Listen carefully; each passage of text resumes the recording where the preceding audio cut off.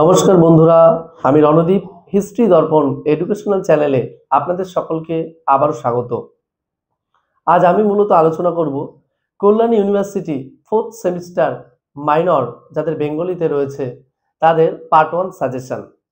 অনেকেই তোমরা বলেছো আমাকে যে দাদা তুমি যদি একটু তৈরি করে দিতে পারতে তাহলে খুব ভালো হতো। আমি আবারও বলছি, আমি কিন্তু শুধুমাত্র ইতিহাসেরই তৈরি করতে পারি এবং তোমাদের কথা মাথায় রেখে আমি একজন অধ্যাপককে দিয়ে বেঙ্গলি মাইনর যে সাজেশনটা তৈরি করিয়েছি। তিনিও কিন্তু নেট সেট কোয়ালিফাইড এবং তিনি একটি কলেজের অধ্যাপক। প্রথম যে প্রশ্নটা আলোচনা করতে হবে, সবুজ পত্র পত্রিকার গুরুত্ব সম্পর্কে আলোচনা করো। খুবই গুরুত্বপূর্ণ প্রশ্ন। নেক্সট, প্রবন্ধ সাহিত্যে রবীন্দ্রনাথের অবদান সম্পর্কে আলোচনা করো। খুবই গুরুত্বপূর্ণ প্রশ্ন। নেক্সট, প্রবন্ধ সাহিত্যে রাজা রামমোহন রায়ের অবদান আলোচনা করো। খুবই গুরুত্বপূর্ণ প্রশ্ন।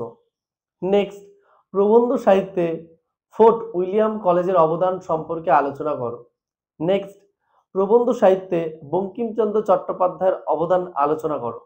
নেক্সট, কাজী নজরুল ইসলামের সাহিত্যে যে আত্মপ্রকাশ সেটি সম্পর্কে আলোচনা করো। খুবই গুরুত্বপূর্ণ প্রশ্ন।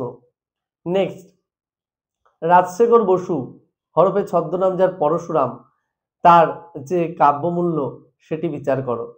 নেক্সট যে প্রশ্নটা বলতেই হয়, খুবই গুরুত্বপূর্ণ প্রশ্ন এবং তোমাদের এবছরে আসার মতো প্রশ্ন, দীনবন্ধু মিত্রের নীলদর্পণ নাটকটি সম্পর্কে আলোচনা করো।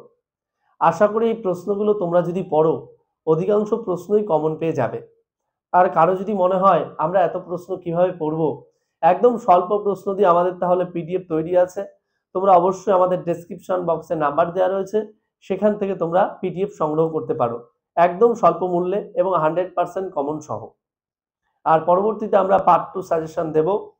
অবশ্যই ভিডিওটি যদি ভালো লেগে থাকে একটি লাইক করো এবং বন্ধু বান্ধবদের মাঝেও শেয়ার করে দিও। আর কি ধরনের ভিডিও তোমরা আরো পেতে চাও অবশ্যই কমেন্ট বক্সে কমেন্ট করে জানিও।